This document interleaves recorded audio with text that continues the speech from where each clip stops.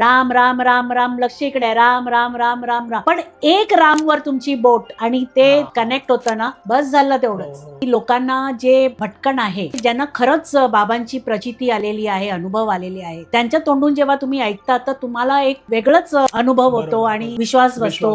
बाबांनी हिंदीमध्ये सांगितलं, अगर वो मेरे पास नहीं आ सकती है, मैं तो उसके पास जा सकता हूँ.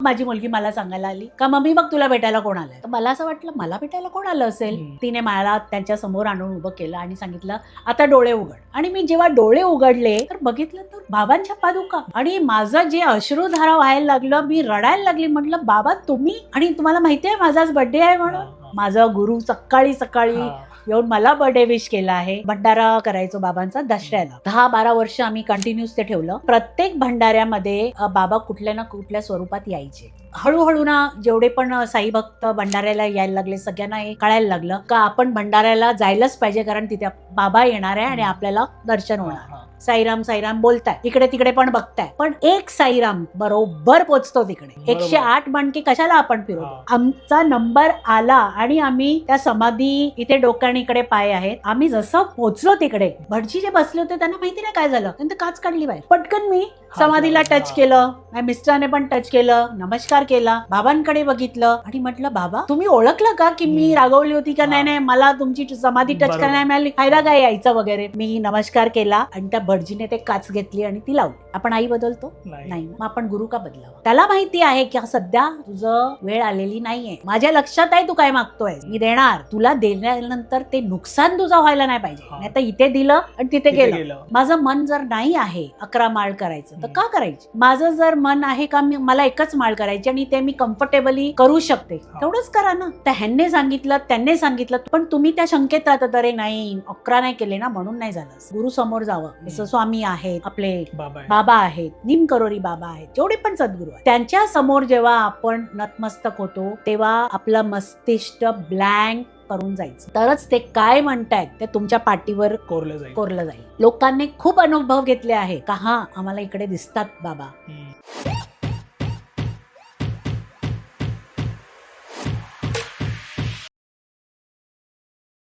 नमस्कार मित्रांनो, स्वागत आहे तुमचं अजून एका नवीन पॉडकास्टमध्ये. तर आजचा पॉडकास्ट जो आहे तो खूप इंटरेस्टिंग होणार आहे, कारण परत आज आपले आवडते गेस्ट जे आहेत रीता दीदी ते आहेत आपल्या पॉडकास्टमध्ये. आणि मागे जो पॉडकास्ट अपलोड केला होता भाग 1, त्यामध्ये साईबाबांविषयी जे अनुभव आलेले दीदींना ते त्यांनी शेअर केले होते. तर तुमच्या खूप लोकांचे कॉमेंट्स असे होते की तुम्हाला सेकंड पार्ट खूप लवकर हवा होता आणि पहिल्या भागाला खूप चांगलं प्रेम दिले तुम्ही. खूप सुंदर कॉमेंट्स आहेत आणि बऱ्याच लोकांनी ते व्हिडिओ शेअरही केलेत. तर म्हणून मी लवकर हा पार्ट घेऊन आलो आहे. आज मी परत आलो आहे त्यांच्या इथे शूटसाठी. सेकंड पार्ट कंटिन्यू करणार आहोत आम्ही. नमस्कार दीदी. नमस्कार. स्वागत आहे तुमचं. ओम साईराम. स्वागत आहे तुमचं आपल्या पॉडकास्टमध्ये. आपल्या प्रेक्षकांना तुमच्याकडनं परत साईबाबांचे अनुभव जे आहेत, जे आपले राहिले होते, ते ऐकायचे. नक्की नक्की. मला पण खूप बरं वाटतंय की ॲटलिस्ट आपण पॉडकास्टच्या माध्यमामधून बऱ्याच लोकांपर्यंत पोचू शकतो. आणि तुम्ही पण खूप छान हे प्रयत्न करतायत, प्रयोग करतायत की लोकांना जे भटकन आहे ती जे ज्यांना खरंच बाबांची प्रचिती आलेली आहे, अनुभव आलेले आहेत, त्यांच्या तोंडून जेव्हा तुम्ही ऐकता तर तुम्हाला एक वेगळंच अनुभव होतो आणि विश्वास बसतो की खरंच आजच्या युगामध्ये पण असं होतं. माझं म्हणणं हेच आहे का मी आज जे काय पण इथे बोलली आहे, पहिल्या पॉडकास्टमध्ये पण आणि आत्ता पण जे मी सांगणार आहे, ते अक्षर अक्षर एक एक शब्द आणि एक एक अनुभव माझा हे खरोखर सत्य आहे आणि जसा घडला आहे तसाच मी सांगणार. त्याच्यामध्ये मला हे सांगायचं नाही आहे का रे आपण एडिट करून असं बोलूया तसं बोलूया. जिथे बाबाने मला सांगितलं इथे तू चुकली आहेस, तिथे मी सांगणार की मी चुकली आहे. आणि जिथे त्याने सांगितलं नाही तू बरोबर मार्गावर चालली आहेस, तिथे मी हेच सांगणार की मी मार्गावर चालली आहे. ह्याच्यामध्ये मला काही क्रेडिट घ्यायचं नाही आहे आणि मला हेही सांगायचं नाही आहे की मी खूप श्रेष्ठ आहे. कारण मला नुसतं साई भक्तांपर्यंत हेच पोचवायचं आहे का साईची भक्ती करा आणि मग त्याची प्रचिती पण घ्या. श्रद्धा रखो, सबुरी रखो और फिर चमत्कार देखो. हो. मी जसं मागे पण तुझ्या पहिल्या पॉडकास्टमध्ये सांगितलेल्या शिर्डीमध्ये मला माझा बर्थडे विश कसा हो, बाबाने हो. केलेला. झालं असं की मला डोळ्यांचं चेकअपसाठी मी गेली होती, माझं रुटीन चेकअपसाठी. तर तिथे ते चेकअप करताना त्याने एक असा पेपर यूज केला होता, जे की डोळ्यात घालून नुसतं ते बघायचं होतं की ड्राय आईज किती आहे. ओके. कारण आजकाल आपण एवढं जास्त मोबाईल आणि हां. लॅपटॉपवर आपण आपलं हे करतो, वेळ घालवतो. हं. तर त्यांच्याकडे जस्ट नवीन आलं होतं ते. त्याने सांगितलं तुमचं पण बघतो की किती ओके. ड्राय आयज आहेत म्हणून. तर ती मला वाटतं जी लेडी होती, जी यूज करत होती, तिला माहीत नव्हतं की ते किती जोर देऊन ते अच्छा. करायचं आहे. तर तिने धरलं आणि जसं आपण डोळ्यामध्ये सुरमा कसा घालतो हं. तसा तिने घातला आणि असा खेचला. तर माझं त्या डोळ्यामध्ये एक कट आलं. ओके. ते कट आल्यानंतर डोळ्यातून थोडंसं 1-2 थेंब रक्त पण आलं, जखम झाली आणि मी एकदम किंचाळली आणि मी तिला सांगितलं की तुम्हाला माहिती नाही का हे कसं यूज करायचं आहे म्हणून. हं. मला हे असं होतं आणि माझा डोळाच उघडायचा नाही. तर ती घाबरली आणि आम्ही सगळं हॉस्पिटल डोक्यावर उभं केलं हां. की बाबा हे काय आहे, अशी कशी स्टाफ बसवलं तुम्ही. आणि त्यांचे जे मोठे डॉक्टर होते त्यांनी येऊन बघितलं आणि त्यांनी सॉरी वगैरे सांगितली आणि सांगितलं की हे नवीन त्यांनी काढलं आहे, तर त्यांना माहीत नव्हतं की हे किती आरामात बरोबर. आपल्याला खेचायचं आहे. तर त्याने उपचार वगैरे केला आणि ड्रेसिंग वगैरे केली आणि मला दुसऱ्या दिवशी बोलवलं. आणि योगायोग दुसऱ्या दिवशी माझा बर्थडे होता आणि माझ्या भावाच्या घरी भंडारा होता त्या दिवशी आणि शिर्डीवरनं बाबांच्या पादुका येणार होत्या. तर मला असं वाटलं की मला आता जाता येणार नाही, कारण एक डोळा बंद बरोबर. आहे आणि हां. त्याच दिवशी मला डॉक्टरने बोलवलं हं. आहे. तर मी माझ्या मुलीला सांगितलं की तू एक काम कर, मामाला फोन करून सांग हं. की आईचं असं-असं झालं आहे, तर उद्या काय तिला भंडाऱ्याला यायला मिळणार हां, नाही. हां. तर तिने सांगितलं ठीक आहे. तिने माझ्या भावाला फोन करून सांगितलं की मामा असं-असं घडलं आहे, तर आम्ही कोणीही उद्या येऊ शकत नाही. हं. तर त्याने सांगितलं ठीक आहे. आणि त्याने जे मला अनुभव सांगितलं, माझ्या भावाने, की जेव्हा माझ्या मुलीचा त्याला फोन गेला, तेव्हा तो कोणाची तरी यज्ञ करण्यासाठी बोलायला गेलेला, हां. की बाई त्यांना एक यज्ञ पण करायचा आहे आणि नंतर भंडारा करायचा. तिथे त्याला असं एक आवाज आली, हं. की जर ती माझ्याकडे येऊ शकत नाही, पण मी तर तिच्याकडे जाऊ शकतो ना. हं. तर माझ्या भावाला असं वाटलं, की हे काय आवाज आलं? हं. आणि बाबांनी हिंदीमध्ये सांगितलं, हं. अगर वो मेरे पास नहीं आ सकती है, मैं तो उसके पास जा सकता हूँ. बरोबर. हां. एवढंच सांगितलं. आणि माझ्या भावाला बाबांची कृपेने कळलं, हं. की मैं उसके पास जा सकता हूँ म्हणजे कसं. हं. तर शिर्डीवरनं जेव्हा पादुका आल्या, तर एक रात्र पहिला त्या यायच्या. अच्छा. हां. तर त्या हॉटेलमध्ये ते जे घेऊन आले होते मालसापतीचे जे ग्रेट ग्रँडसन आहेत, ते हॉटेलमध्ये पादुका घेऊन थांबले होते आणि दुसऱ्या दिवशी त्याच्या घरी येणार. ह्याने काय केलं, माझ्या भावाने सकाळी त्यांना फोन केलं, हं. की मी पादुका घ्यायला येतोय ओके. आणि मी पादुका दीदींच्या घरी पहिलं घेऊन जाणार. हं.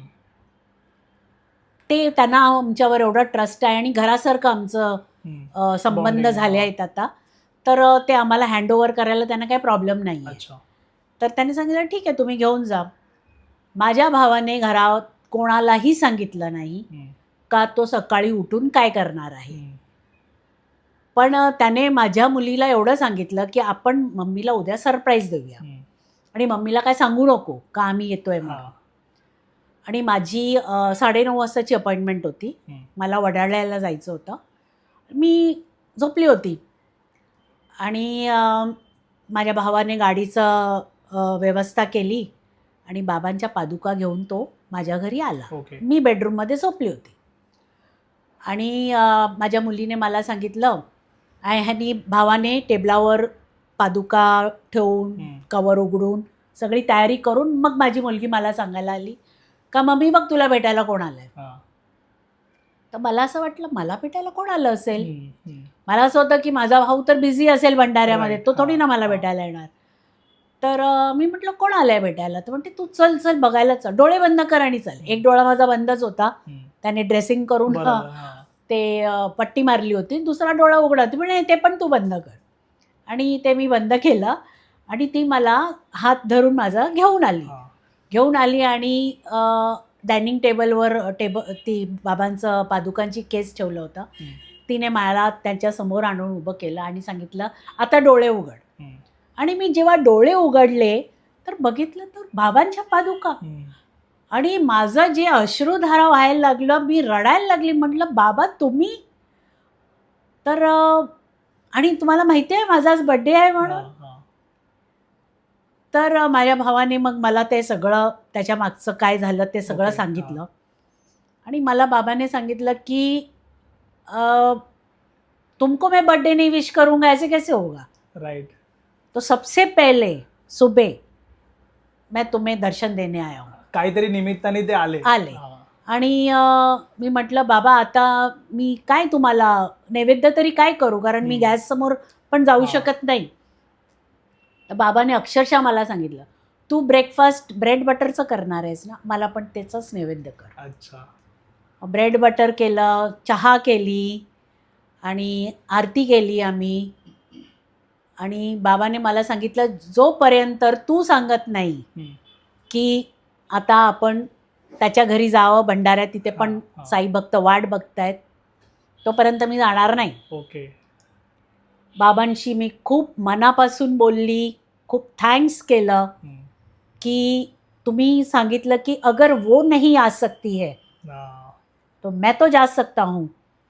आणि माझ्या भावाला तुम्ही ती प्रेरणा दिली की घेऊन येईल ते, की मैं कैसे जा सकता हूँ, म्हणजे तू मला घेऊन जा. आणि हे सगळी त्यांचीच लीला आहे. आणि मी हे माझा बर्थडे माझा गुरु सकाळी येऊन मला बर्थडे विश केला आहे, ह्याच्यासाठी मी खूप आभारी आहे. आणि I think it was one of the best gift and wishes from my guru. Right. नंतर एकदा असं झालं की मला असं वाटलं की आम्ही भंडारा करायचो बाबांचा दसऱ्याला. 10-12 वर्ष आम्ही कंटिन्यूस ते ठेवलं. आणि प्रत्येक भंडाऱ्यामध्ये बाबा कुठल्या ना कुठल्या स्वरूपात यायचे. अच्छा. ओपन भंडारा असायचा. आणि मला ते पहिलं सांगायचे मी असा येणार आहे, ओळख मला. कधी कधी सांगायचे पण नाही. ओके.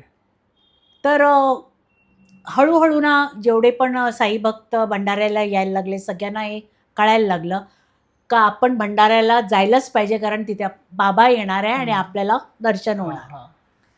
तर एकदा काय झालं बाबांना, आणि जे काय भंडाऱ्याचा नैवेद्य वगैरे व्हायचा मी आदल्या दिवशी बाबांना विचारायचे का तुम्हाला काय पाहिजे म्हणून. तर बाबा बरोबर मेन्यू सांगायचे, हे ठेव हे ठेव हे ठेव हे ठेव. तर मी महाराजला सांगायचे हे नैवेद्य ठेवायचं आहे, आणि बरोबर तो महाराज पण तसाच करायचा. तर एके दिवशी असं झालं की मी बाबांना सांगितलं की बाबा तुम्ही कसे येणार. तर बाबा म्हणायला लागले प्रत्येक वेळेला मी सांगतो ना तुला मी कसा येणार म्हणून, आणि तू अलर्ट होतेस. यावेळी मी सांगणार नाही, बघतो मी ओळखतेस की नाही. मी माझ्या मिस्टरांना सांगितलं अरे बाबाने मला असं सांगितलं, आता काय करायचं. तर हे म्हणतात म्हणजे आता एवढ्या लोकांमध्ये बाबा कसे ओळखायचे. आणि मी बाबांना सांगितलं तुम्ही हे असं का करताय, मला तुम्ही प्रत्येक वेळेला सांगता आणि ह्या वेळीच का नाही तुम्ही सांगत आहेत. तर म्हणतात तू ओळख ना आता, बघूया ओळखतेस की नाही.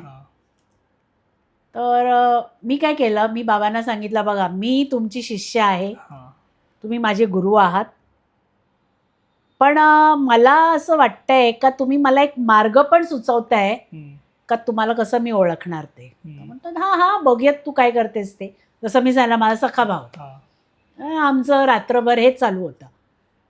मी सकाळी उठून माझ्या मिस्टरांना सांगितलं की आपण एक काम करूया, आम्ही पंडाल वगैरे सगळं लावायचो. आपण पंडालच्या बाहेर उभे राहूया आणि जे कोण साई भक्त येतोय त्याचे पाय मी धुणार आणि तुम्ही टिका लावायचा. म्हणजे त्याच्यात बाबा पण येऊन जातील, बरोबर, त्यांचं पण हे होणार. आणि मग म्हटलं बघ्या हे आपलं ट्रिक चालतं का. आणि आम्ही तसंच केलं.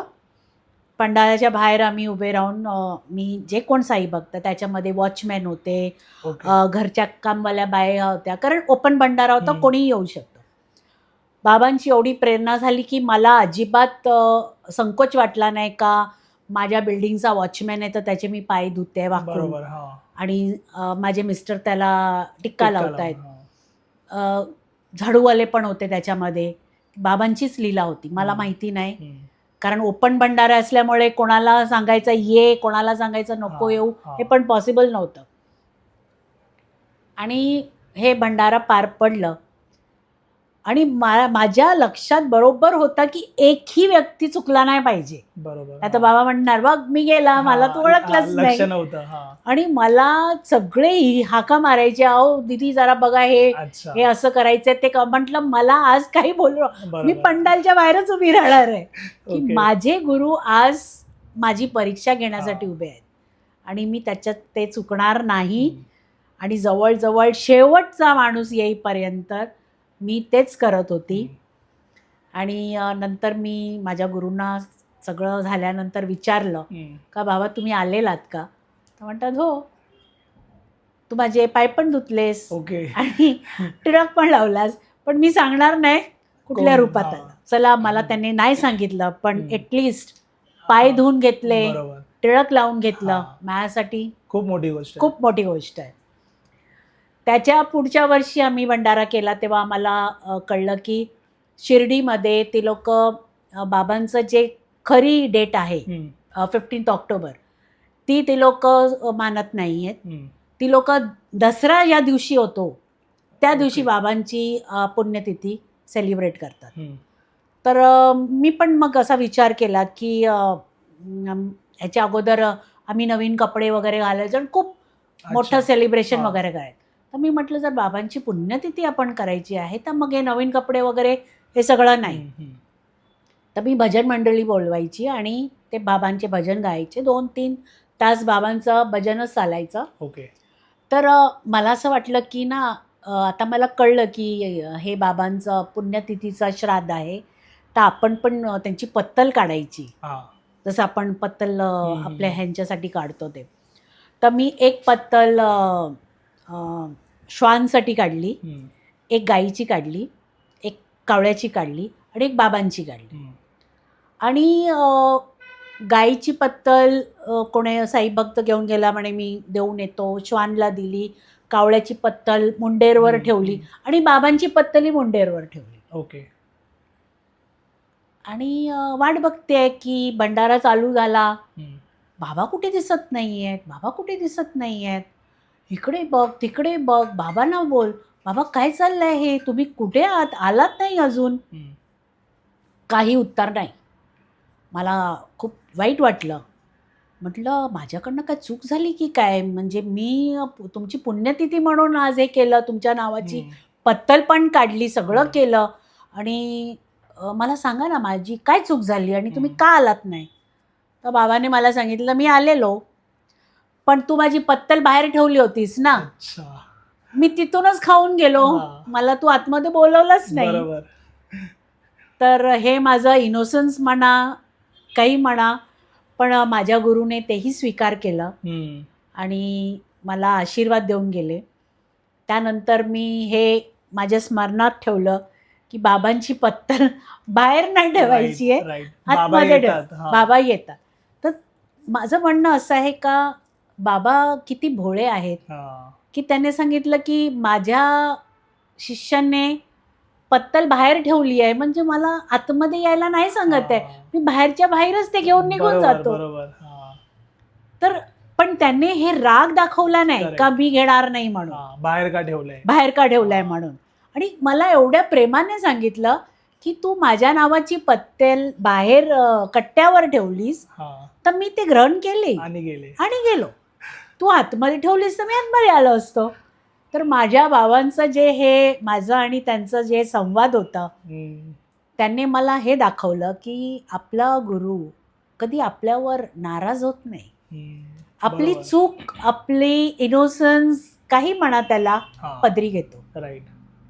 आणि पुढे आपण ती चूक नाही करावी हे पण किती प्रेमाने त्यांनी सांगितलं की तू आतमध्ये ठेवली असते तर मी आतमध्ये आलो असतो. मग ते तुम्हाला लक्षात राहिलं की बाई याच्या पुढे आता मला आतमध्ये ठेवायचं. नंतर एकदा असं झालं की मला असं वाटलं की शिर्डीला साईधाम मध्ये तिकडे जिथे आम्ही जाऊन नेहमी स्टे करायचं, गोविंदधाम, तिथे रूम्समध्ये घड्याळ देऊया आपण. कारण ही गोष्ट बरेच वर्ष जुनी आहे. आता तर मला माहिती नाही, कारण मलाच शिर्डीला गेले 10-12 वर्ष झाली आहेत, मी गेली नाही आहे. तर तिथे सकाळी काकड आरतीला वगैरे लोकांना, त्यावेळी मला वाटतं मोबाईल पण नव्हते जेव्हाची मी हे प्रसंग सांगते तुम्हाला. तर मला असं वाटायचं की आपण सगळ्यांच्या रूममध्ये ना घड्याळ लावूया, म्हणजे कोणाला सकाळी काकड आरतीला वगैरे जायचं असेल तर ते घड्याळ बघू शकतात. बरोबर. तर आम्ही ते जिथे आम्ही राहायचो त्या संस्थानवाल्यांना विचारलं की एकूण तुमचे किती रूम्स आहेत, आम्ही असं आमचा विचार आहे. तर त्याने सांगितलं विचार तर खूप चांगला आहे. त्याने आम्हाला नंबर ऑफ रूम्स दिले की एवढे आहेत म्हणून. तर मी म्हटलं माझं असं मन आहे का एका रूममध्ये, सगळ्या रूममध्ये एक एक घड्याळ लावायचं, म्हणजे कोणी साई भक्त आले की घड्याळ बघितलं की अरे 5 वाजले 4 वाजले जायचं. तर मी माझ्या मिस्टरांना सांगितलं की आपण एका घड्याळवाल्याला संपर्क केला माझ्या मिस्टराने आणि त्याला सांगितलं की आम्हाला एवढी अमाऊंट पाहिजे म्हणून, एवढे नंबर पाहिजे, तर तू बनवून देशील का? तो बोलला हो ठीक आहे मी बनवून देतो. तर आम्ही सांगितलं आम्हाला सिम्पल पाहिजे, कारण त्या रूम्समध्ये लावायचे असं काय फॅन्सी नाही पाहिजे. तर माझ्या मिस्टराने त्याला ते ड्रॉ करून दाखवलं की हे असं घड्याळ घे आणि त्याच्या खाली असं एक बाबांची फोटो. ओके. बाकी सगळे आपले जसं 12, 3, 6, 9 असं. तो बोलला ठीक आहे. आणि मीही तिथे बसली होती. मी जेव्हा ते बघत होती तर माझ्या मनात असं वाटलं की आपण 12, 3, 6 आणि 9 हे गोळे जे तो बनवणार आहे त्याच्या जागी, ते नंबरच्या जागी जर आपण बाबांची फोटो घातली तर कसं होईल, छान दिसेल. पण मी काय बोलली नाही, मी गप्प बसली. पण माझ्या मनात होतं की हे असं केलं असेल तर छान दिसेल. मी म्हटलं चला जशी बाबाची कृपा. आणि 2 दिवसानंतर त्यांनी सॅम्पल आणून माझ्या मिस्टरांना दाखवलं की हे बघ, हे मी असं तयार केलं आहे, जर ओके असेल तर मी पुढे दुसरे पण बनवतो. तो पेपरमध्ये रॅप करून तो घेऊन आलेला आणि माझ्या मिस्टरांच्या समोर त्याने उघडला आणि माझे मिस्टर बघून एकदम चकित झाले. 12, 3, 6 आणि 9 त्या सगळ्यांवर बाबांची छोटे स्टिकर्स. माझे मिस्टर म्हणतात अरे मी नाही हे सांगितलेलं तुला, मी तर सांगितलेलं खाली एक बाबांची एकच ठेव आणि बाकी नंबर्स लाव, तर हे काय करून आणलंस तू? म्हणतो साहेब मी तुम्हाला खरं सांगू का, मी जेव्हा हे बनवायला बसलो ना तेव्हा मला बाबांनी सांगितलं 12, 3, 6 आणि 9 वर जर तू स्टिकर लावशील ना तर ते छान दिसेल. तर मी म्हटलं मी लावतो आणि घेऊन जातो सॅम्पल. जास्तीत जास्त जर तुम्हाला नाही आवडलं तर तुम्ही सांगितलेलं तसं मी करेन. तर माझ्या मिस्टरांना कुठे मनामध्ये ते होतं का थोडे दिवस अगोदर मी त्यांना हे सांगितलेलं की आपण असं करू तर छान दिसेल, पण त्यांना ते पटलं नव्हतं. तर त्यांनी मला फोन करून सांगितलं, त्यांचं ऑफिस माझ्या घराच्या जवळच होतं. तू म्हणे लवकर ये माझ्या ऑफिसमध्ये, तो घड्याळाचा सॅम्पल घेऊन आला आहे. म्हटलं ठीक आहे. आणि त्याने तसंच ते रॅप करून ठेवलं. आणि तो घड्याळवाला त्याला काही कळेच ना की हे काय चाललंय. आणि मी गेली आणि म्हटलं काय झालं, तर म्हणतं हा बघा घड्याळ. म्हटलं हो घड्याळवाला सॅम्पल घेऊन आला का? म्हणे हो उघड. म्हटलं तुम्ही पाहिलंच नाही का? तर म्हणे नाही मी पाहिलं, तू पहा आता. तर माझ्या मनात जरा असं वाटलं का हे मला एवढं सगळं बोलवून सांगतायत म्हणजे माझ्या मनात जे होतं तसंच असेल म्हणून. मी ते रॅप उघडलं आणि ते घड्याळ समोर बघितलं. 12, 3, 6 आणि 9 वर बाबाचे स्टिकर लागले. तर मी त्याला म्हटलं भाऊ तुला कोणी हे सांगितलं? हा, हा. तर त्याने मला सांगितलं, जेव्हा मी हे घडवायला बसलो तर मला एक असा आवाज असा आला की हे जर स्टिकर लावशील तर छान दिसेल. हम्म, तर मी म्हटलं मी हे लावतो आणि घेऊन जातो, हम्म, तुम्हाला आवडेल तर ठीक आहे, हा, नाही तर तुम्ही सांगितलं तसंच. हा. आणि ते घड्याळ घेऊन मी हातात, नुसतं मायंड अश्रू निघत होते. तर हा. त्याला कळेना काय झालं म्हणून. तर त्याने मग मला विचारलं की दीदी आपको ये अच्छा नहीं लगा हा, क्या? हा. त्याला तेच वाटलं. हा, तर मी त्याला सांगितलं, भाऊ असं नाही आहे, माझ्या मनात होतं हे असं करायला, पण तुला ते मी सांगितलं नाही. हा. आणि पण बाबांना असं वाटलं की माझ्या भक्ताच्या मनात आहे तर ते तसंच होणार. तसंच झालं पाहिजे. हा. तर मी त्याला म्हटलं ही अशी घटना आहे, तू एक काम कर, हम्म. तर सगळे घड्याळ असेच असेच बन. बनवायला. हा. आणि आम्ही मग ते घेऊन जाऊन साई गोविंदामध्ये हा, हा. डोनेट केलं. आणि त्यांना पण ते खूप आवडलं. त्यांनी सांगितलं हे खूप इनोव्हेटिव्ह वाटतंय. हम्म. आणि ते बरीच वर्ष त्या रूममध्ये होते ते. आता बरीच वर्ष मी गेली नाही आहे तर मला माहिती नाही तर काय रेनोव्हेशन केलं असेल आणि काय केलं असेल. पण माझ्या मनाचं एक छोटंसं इच्छा हा. तेही बाबाने कशी बघा पूर्ण केली. बरोबर. हा. आणखी एक बाबांची घटना अशी आहे की आम्ही शिर्डीला गेलो तर आमचं हे मॅरेज ॲनिव्हर्सरी होती आणि खूप गर्दी झाली होती. आणि हल्ली ते काच लावायला लागले होते, तुम्ही समाधीला टच करू शकत हा, नाही, हा. काच लावायची. हम्म. तर मी बाबांना सांगितलं की बाबा एवढ्या लांबून मी आली, ॲनिव्हर्सरी पण आहे आणि तुमची समाधीला जर मी टच नाही केलं तर काय फायदा ना, एवढी लांबून शिर्डीवर नाही येऊन. तुम्ही तर माझ्या घरी पण आहात, पण इथे जे तुमची कर्मभूमी आहे, तुमची समाधी आहे, राईट. हा. त्याची एक वेगळीच व्हायब्रेशन हा. असते. ती मला नाही मिळाली तर काय फायदा, मला खूप राग येत आहे तुमच्यावर. आणि प्रचंड गर्दी, एवढी गर्दी एवढी गर्दी, मला वाटलं आज काय आम्हाला सकाळची संध्याकाळ होईल, दर्शन काय होणार नाही. हा. पण योगायोग, आता आलो आहे तर दर्शन तर करायलाच पाहिजे ना. हम्म. आणि मी कधी पण VIP पास वगैरे Okay, घेऊन कधी हा. दर्शन करत नाही, जनरलमध्येच जनरलमध्येच जाते. कारण मला असं वाटतं की जे समाधान आपल्याला जनरल येस. लाईनीत उभं राहून घेता येतं आणि तेवढी वेळ जिथपर्यंत दर्शन होत नाही तिथपर्यंत आपण नामजप करतो. बरोबर. आणि आणि भेटण्याचं ते एक वेगळं की कधी मी भेटतो, कधी मी भेटतो, जी हा. आतुरता आहे Yes, yes. माझी तुझ्यापर्यंत पोचते. हा. आणि तूही वाट बघतो की तुझा नंबर कधी कधी येतोय, ते वेगळं असतं. ते वेगळं भाव असतं. आणि VIP दर्शन घेणं, नमस्कार करणं गेलं, पण ह्याच्यामध्ये जे तुमचं बघा, मी सांगते, तुम्ही साईराम साईराम एवढा क्यॉस असतो लाईनमध्ये, साईराम साईराम साईराम साईराम बोलताय, इकडे तिकडे पण बघताय, पण एक साईराम बरोबर पोचतो तिकडे. म्हणतात ना, बरोबर. 108 मणके कशाला आपण फिरवतो. हा. राम राम राम राम लक्ष इकडे, राम राम राम राम राम, पण एक रामवर तुमची बोट आणि ते कनेक्ट होतं ना, बस झालं तेवढंच. हो, हो.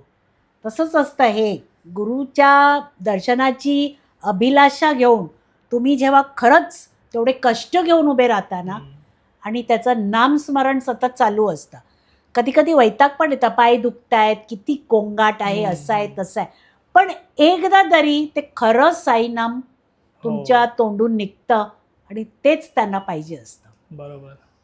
तर आम्हाला जवळजवळ 2-3 तास लागले, प्रचंड गर्दी होती.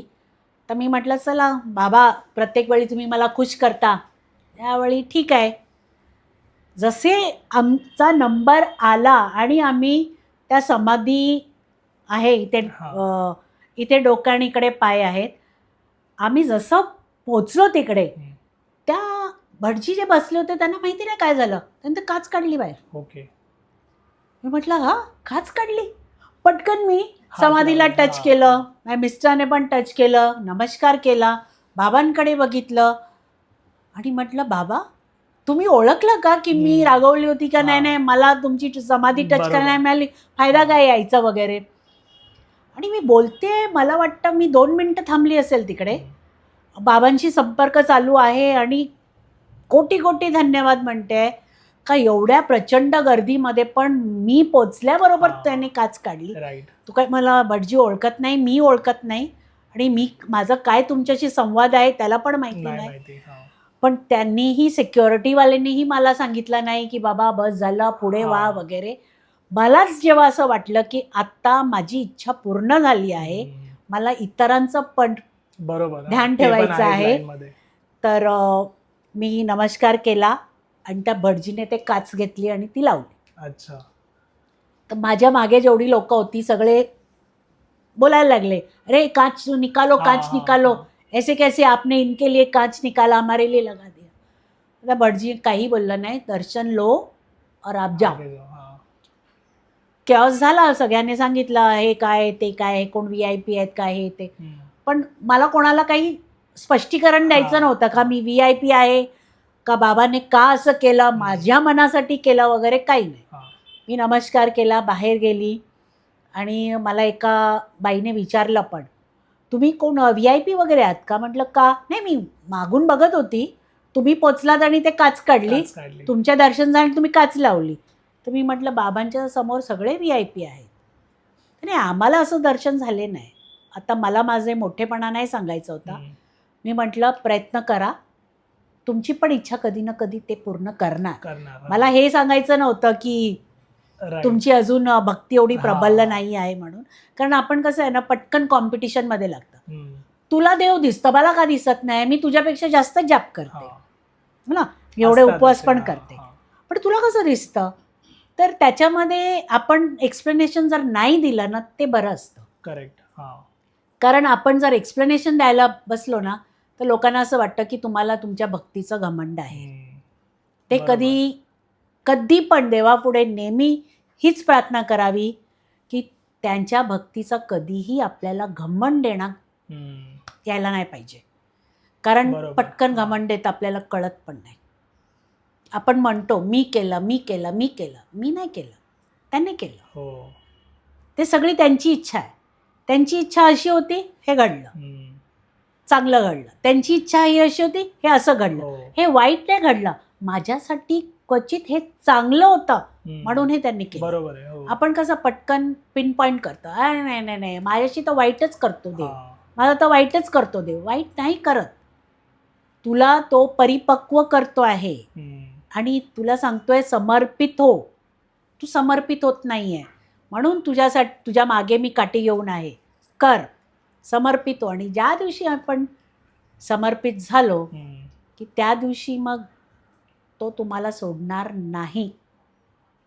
पण लोकांचं असतं एक की मी इतके जाप करतो, मी तितके जाप करतो, मी हे पारायण करतो, पण रिझल्ट येत नाही तसे मला. आणि मग काही लोक त्यामध्ये दुसऱ्यांचं ऐकून मग ते गुरु चेंज करतात. खरं सांगू, सकाळी माझ्या मनात हे विचार आला होता की मी हे पॉडकास्टमध्ये बोलणार.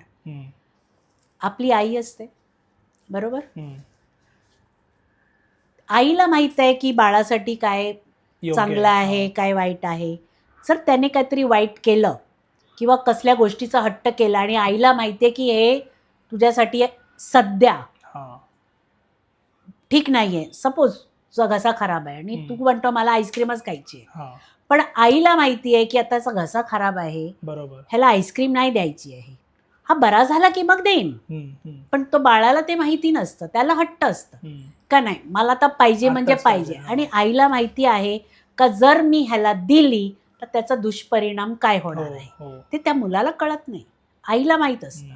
आई काय करते, अति केला जा 2 थोबाडीत मारते, बाळ गप्प राहतो. बरा झाल्यानंतर आई देते त्याला आईस्क्रीम. जेव्हा आईने त्याला थोबाडीत मारलं तर आपण आई बदलतो का? नाही. आपण आई बदलतो नाही ना. मग आपण गुरु का बदलावा? त्याने जर थोबाडीत मारलं तर आपण गुरु बदलायचं.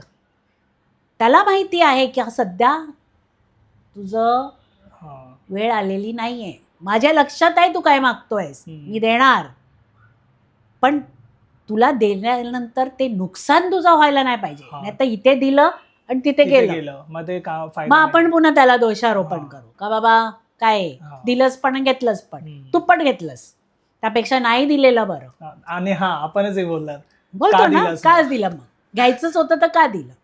तसंच आपण आपल्या गुरुबरोबर आई माऊलीचं जसं प्रेम असतं आपलं, तसंच आपल्या गुरुवर प्रेम असलं पाहिजे. तेच मी सांगितलं ना, आईने थोबाडीत मारलं तर आपण आई बदलत नाही ना, आई तीच आहे ना. आणि मग नंतर आपण विचार करतो, हां आईने मला मारलं असेल कारण हे सध्या माझ्यासाठी बरोबर नव्हतं. तसं जेव्हा आपल्याला गुरु वेळ आल्यावर देतो, तेव्हा ती आठवण, ते थोबाडीत मारलेली आठवण ठेवली पाहिजे. गुरु नाही बदलायचा. बरोबर. मी म्हणून हे एक्झाम्पल एवढं सिम्पल दिलं आहे का सगळ्यांच्या आया आहेत, त्यांनी लहानपणी हट्ट केले असतील, आईने त्यांना आईची मार खाल्ली असेल, आईच्या शिव्या पण खाल्ल्या असतील, पण आपण काय आई बदलत नाही ना. तसं गुरुही कधी बदलला नाही पाहिजे. एक निष्ठा, टोटल समर्पण, हे जर तुम्ही ठेवलं ना तर तो तुम्हाला कधीच सोडून जाणार नाही. कुठेही असला तो तरी त्याचं लक्ष बरोबर तुमच्यावर आहे. पूर्ण काळजीने तो तुमचं बघत राहणार आणि त्याला माहिती आहे वेळ आली आहे आता ह्याला हे द्यायचं आहे. आणि तो असा तुम्हाला कधी कधी सरप्राईज करतो का तुम्ही म्हणतो की बाबा हे तर मी एवढे वर्ष अगोदर मागितलेलं आणि मागून तुम्ही दिला नाही, मी विसरलो होतो, पण तुम्हाला आठवण होती मला हे पाहिजे. असं प्रेम असलं पाहिजे. खूप छान एक्झाम्पल दिलं तुम्ही. तेच मी म्हटलं की अध्यात्म जे आहे लोकांना कळत नाही असं म्हणतात, कठीण आहे असं म्हणतात. माझ्या मतेने जर विचार केला तर अध्यात्म काही कठीण नाही आहे. आपल्यालाच ती एवढी समज येत नाहीये आणि आपण जिथे मी 2 मिनिटासाठी डिस्ट्रॅक्ट झाली कारण बाहेर बाबा आले आहेत. आवाज पण आला असेल. आला. हा कावळा बरोबर 2:30 वाजता येतो, पण आज याने बघ टाइम बदलला. बाबांचा आणि हा रानटी कावळा आहे.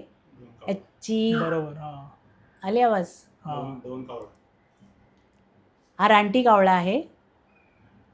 तर तो कधी येत नाही, साधे कावळे येतात. आज तो रानटी कावळा आलाय, त्याने दाखवायला मीही ऐकतोय हे काय चाललंय तुझं. तर सॉरी प्रेक्षकांनो, मी जरा कधी कधी असं होतं ना की बाबांची लीला पटकन अशी कानावर येते तर पॉज करून मी ती ऐकते. तर अध्यात्म एवढा असा कठीण नाही आहे जेवढं लोकांना वाटतं. आणि जाप पण काय एवढा कठीण नाही आहे जेवढं तुम्हाला असं वाटतं.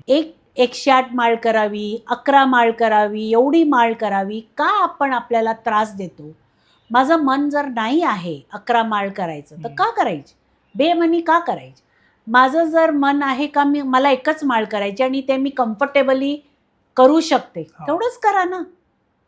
आता ह्यांनी सांगितलं त्यांनी सांगितलं, तुमची लाईफस्टाईल, तुम्ही जॉबवर जाता, बिझनेस करता, तुम्हाला एवढे वाजता घरातून निघायचं आहे, एवढे वाजता पोचायचं आहे, तुम्ही ते नाही फॉलो करू शकता. पण तुम्ही त्या शंकेत राहतात, अरे नाही 11 नाही केले ना म्हणून नाही झालं असेल. असं नाही आहे. सरळ मार्गाने भक्ती करा, जेवढ्या तुमच्याशी कम्फर्टेबल, जेवढ्या लेवलमध्ये तुम्ही राहून करू शकता तेवढंच करा. जसं मी सांगितलं 108 माळ करायला बसता, डिस्ट्रॅक्शन असतं, मनात बोला, जोरात बोला, राम राम राम राम राम, तिकडे लक्ष आहे, राम राम राम राम लक्ष. पण एकदम एक फ्रॅक्शनसाठी एक राम आणि तो राम एक झाला आणि पार तेच पाहिजे. 11 हे ते सगळं करण्यात काही नाही. आपण उगीचच आपलाही वेळ वाया घालवतो आणि नंतर जेव्हा आपल्याला ते रिवॉर्ड मिळत नाही ज्याच्यासाठी आपण हे करतो, फ्रस्ट्रेट होतो आपण. माझं आणखी एक प्रेक्षकांना ही विनंती आहे का आपण जेव्हा पण आपल्या गुरु समोर बसतो, तो गुरु तुमचा सजीव आहे, मूर्तीत आहे. सजीव म्हणजे मी म्हणते जे पोचलेले महापुरुष आहेत आणि सध्या जीवित आहेत, आपण त्यांची अनुभूती घेतली आहे आणि आपल्याला असं वाटतं का यांच्यामध्ये देवाचा अंश आहे. आपण जेव्हा पण आपल्या गुरु समोर बसतो, आपली पाटी कोरी ठेवावी. पाटी इथे म्हणजे मन. बरोबर. मन मस्तिष्क कोरं ठेवावं, कारण गुरु जे बोलतो आहे ते तुमच्या पाटीवर छापलं गेलं पाहिजे. तुमची जर पाटी पहिलीच तुमच्या विचाराने भरून ठेवली आहे तर गुरु जे म्हणतोय ते ओव्हर रायटिंग होणार. बरोबर. ओव्हर रायटिंग झाली का तुम्हालाच वाचता येणार नाही का हे काय लिहिलंय, गुरुने काय सांगितलं. म्हणून जेव्हा पण आपण गुरु समोर जावं, जर तुम्ही मूर्तीला आपलं गुरु मानता, जसं स्वामी आहेत, आपले बाबा आहेत, निमकरोरी बाबा आहेत, जेवढे पण सद्गुरू आहेत, त्यांच्या समोर जेव्हा आपण नतमस्तक होतो तेव्हा आपलं मस्तिष्क ब्लँक करून जायचं. बरोबर.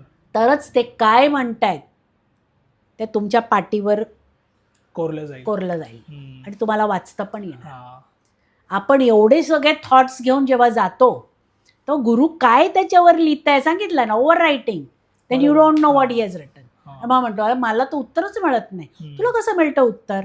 हे बारीक बारीक गोष्टी, छोट्या छोट्या गोष्टी आहेत ज्या आपण रोज आपल्या डेली रुटीनमध्ये जर आपण फॉलो करू तर मला नाही असं वाटत का हे अध्यात्म एवढं डिफिकल्ट आहे. बरोबर. आणि गुरु कुठल्याही धर्माचा असो, काय फरक पडतं जर तो तुम्हाला सरळ मार्ग दाखवतोय. आणि गुरु नेहमी म्हणतो मानवता जो आहे, मानवता सर्वात श्रेष्ठ भक्ती आहे. इंसान को इंसान के जैसे देखो, ना की कमॉडिटी. आपण कसं करतो, आपण एक लेवलवर गेलो तर आपले खालच्या नावे हाड ताड तूड तूड, हे चुकीचं आहे. समान दृष्टीने बघा, मानवता धर्म जे आहे हे श्रेष्ठ आहे. हे सगळ्या सद्गुरूने सांगितलेलं आहे. ते कुठल्याही धर्म जातीचे असले तरी काही फरक पडत नाही. ते आपल्याला काय शिकवण देत आहेत आणि ते मानव कल्याणाची आहे, आपल्या भल्याची आहे. तर मला नाही वाटत का आपल्याला भांडायला पाहिजे. तुझा गुरु, माझा गुरु, ह्याचा गुरु, त्याचा गुरु. बरोबर. गुरु जसं मी माझ्या पहिल्या पॉडकास्टमध्ये पण सांगितलेलं, सबका मालिक एक है. तुम्ही रास्ते निवडा ना, इकडून जाणार का तिकडून जाणार, ह्याचा हात धरून जाणार का त्याचा हात धरून जाणार. घेऊन तर तुम्हाला वरतीच जाणार, पण तेवढी गुरुची क्षमता असली पाहिजे. आपल्याला गुरु पण ओळखता यायला पाहिजे. आता आजकाल जसं तुम्ही सांगितलं की इकडे भटकलं तिकडे भटकलं, तर ते पहिलं आपण स्वतः अनुभव घ्यावा त्या गुरुचा. ते मग कुठलेही असो, त्यांचा अनुभव घेतला आणि तुम्हाला असं वाटलं की हा नाही, हाच माझा गुरु, मग इकडे तिकडे बघायचं नाही. आता ह्याची आई चांगली खूप छान दिसते म्हणून आता उद्यापासून ही माझी आई होणार असं नाही आहे. माझी आई तर माझी आईच आहे आणि ती तिच्यासारखी सुंदर जगात नाही आहे कोण. करेक्ट. तसंच आपला गुरु आहे, ह्याच्यासारखा श्रेष्ठ गुरु नाही. पण याचा अर्थ हे नाही तर दुसरे गुरु बेकार आहेत. बरोबर. आपण माया करतो आपल्या आई, पण तशी दुसऱ्यांच्या आईंवर पण आपण माया केली पाहिजे, कारण ती पण कोणाची तरी आई आहे ना. तर हे मला असं वाटतं की बरेच लोक मला असं विचारतात पण की तुम्ही शिर्डीला एवढी वर्ष झाली गेल्यात नाही, तुम्हाला नाही. आम्ही तर बघा 15 दिवसात जाऊन येतो, 1 महिन्यात जाऊन येतो. मी म्हटलं ज्या दिवशी मला असं वाटलं की मला आता थोडा प्रवास करणं कठीण जात आहे, 8-9 तास गाडीत नाही मला बसवत, आणि मला थोडा जेवणाचं वगैरे पण प्रॉब्लेम आहे. मला जसं पथ्य पाळून जेवायचं असतं ते जर मला नाही मिळालं तर माझी तब्येत बिघडते. तर मी माझ्या गुरूंना तिथेच हात जोडून सांगितलं, बाबा आज के बाद मैं आपके दर्शन के लिए शिरडी नहीं आऊंगी. त्याने माझे भाव ओळखले. त्याने काय सांगितलं, यायची गरज नाही, मीच तुझ्या घरी येऊन बसतो.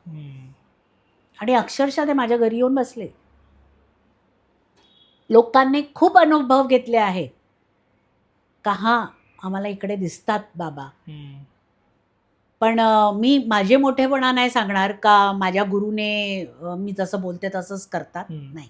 गुरु पण प्रामाणिक किती आहात, खरं बोलताय का तुम्हाला कंटाळा येतं म्हणून काय रांगेत उभं राहायचं, कशाला जायला पाहिजे, असं नाही. बरोबर. चिंतन मनन कुठेही जागा मिळाली, जागा स्वच्छ करा, बसा. हम्म.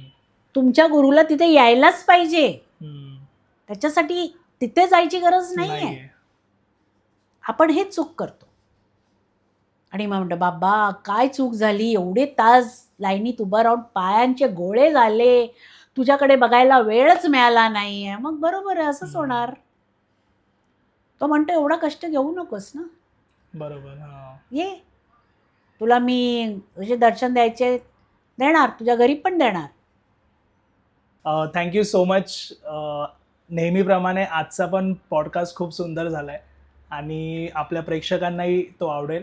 आणि थँक्यू सो मच. आपण परत जे पुढचे अनुभव आहेत, जसं आपण मागे ठरवलं की ही सिरीज आता आपण कंटिन्यू ठेवणार, तर प्रत्येक महिन्यातून 1-2 पॉडकास्ट आपले सिरीजमधले येत राहतील. तर तुम्ही पण ह्या चॅनलला सबस्क्राईब करून ठेवा, म्हणजे असेच इंटरेस्टिंग पॉडकास्ट तुम्हाला या चॅनलवर पाहायला मिळतील. Thank you so much. Om Sairam. आणि माझं म्हणणं हेच आहे का ज्या पण गुरुची तुम्ही भक्ती करता त्याला टोटल समर्पित होऊन करा. गुरु बदलत जाऊ नका, हम्म. भटकत जाऊ नका, कारण भटकण तुम्हाला कुठेही नेणार नाही. तुम्ही जिथे आहात तिथून पण 4-10 पावले मागे जाल. हम्म. तर आपलं लक्ष, आपली भक्ती करण्याचं जे लक्ष आहे ते मागे जाणं नाही आहे, हम्म. गुरुच्या जवळ जाणं आहे. तर जसं सांगितलं आहे मी, मला जेवढी समज आहे, माझ्या गुरुने जेवढं मला समजवलं आहे, मी सागर तुझ्या पॉडकास्टमार्फत हेच सगळ्यांना सांगणार आहे का निर्मळ मनाने भक्ती करा, भटकू नका. बरोबर. ओम साईराम. ओम साईराम. तुमच्याकडेही असे काही इंटरेस्टिंग टॉपिक्स असतील, तुम्ही नक्की मला कॉन्टॅक्ट करू शकता. माझा नंबर डिस्क्रिप्शनमध्ये मेन्शन आहे. आणि हा पॉडकास्ट आवडला असेल तर लाईक, शेअर आणि चॅनलला सबस्क्राईब नक्की करा. धन्यवाद.